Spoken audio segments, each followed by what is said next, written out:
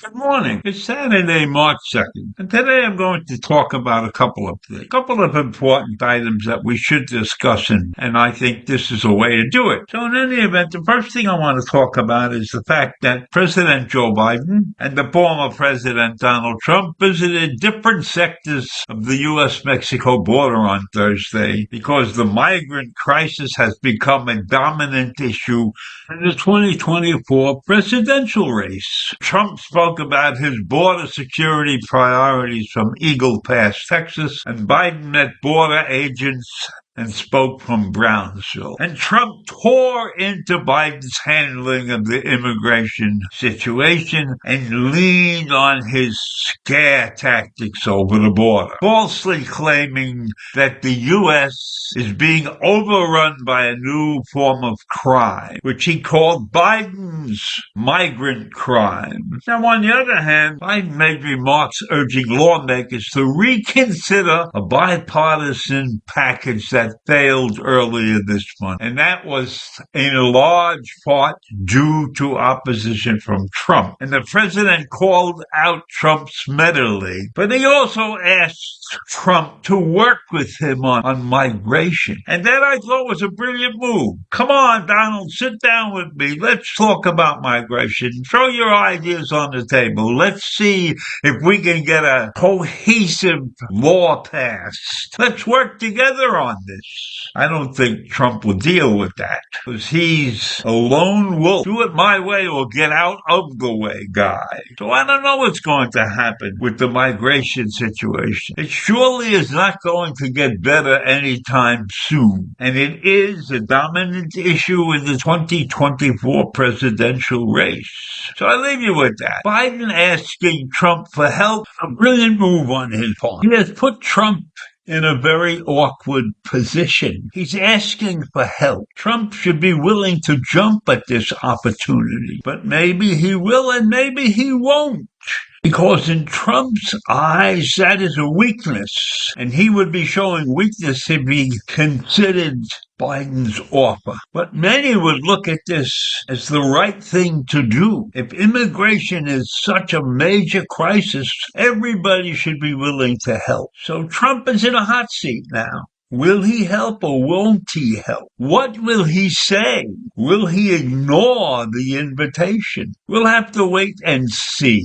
So let's talk about topic 2, which is the avoidance of a shutdown in the country. The House and the Senate both passed a stopgap bill on Thursday to avoid a partial government shutdown. Now, the interesting thing is when the government shuts down, Congress continues to get paid, but everybody else gets screwed. Now, maybe they wouldn't put themselves in this position if they also had to lose a couple of weeks' salary. But in any event, they avoided it. But not for long, because they shifted the deadline to March 8th and the second deadline to March 22nd. That's to give the lawmakers more time to pass the full year appropriation bill. Well, why did they have to put themselves in this situation? They took off for 2 weeks when they could have been working on this thing. Why would they take off? Why do they do those stupid things?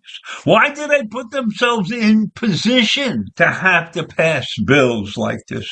Why can't they get something done once and for all, every 2 years or something?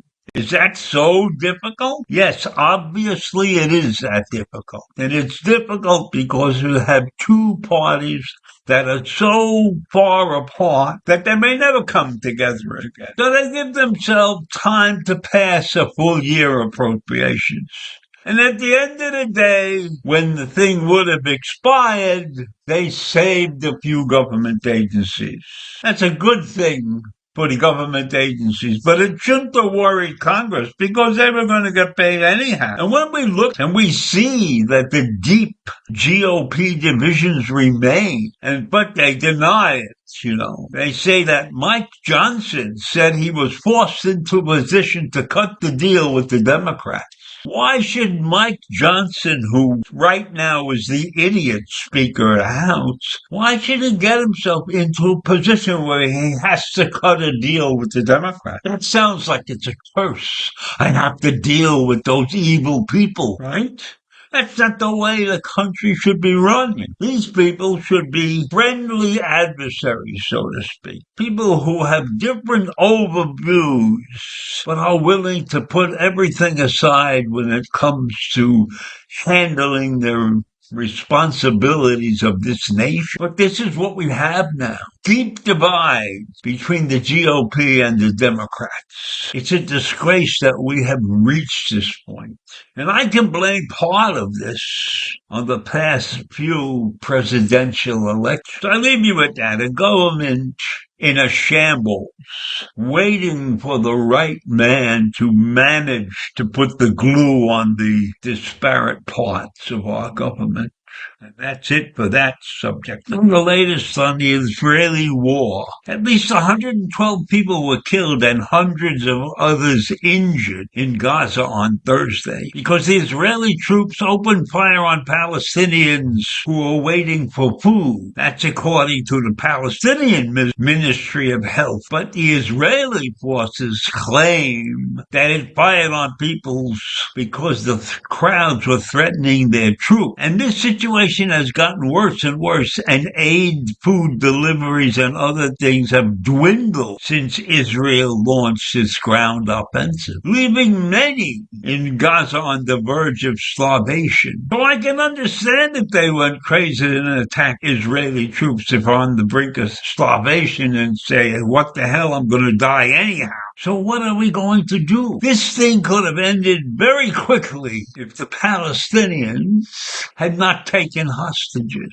Let them make the attack and let them leave. But taking hostages has caused this entire situation to escalate so that thousands of Gazans were killed. But not enough Hamas was killed. And I don't know what the UN can do. The UN was appalled by the carnage.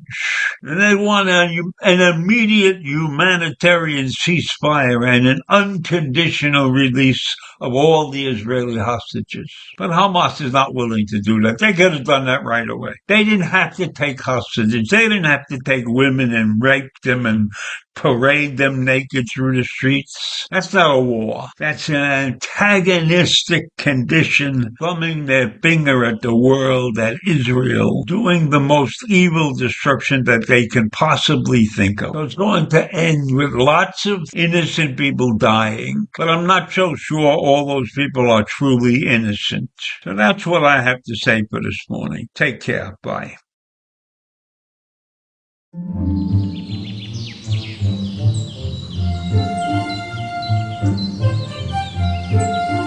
Thank you.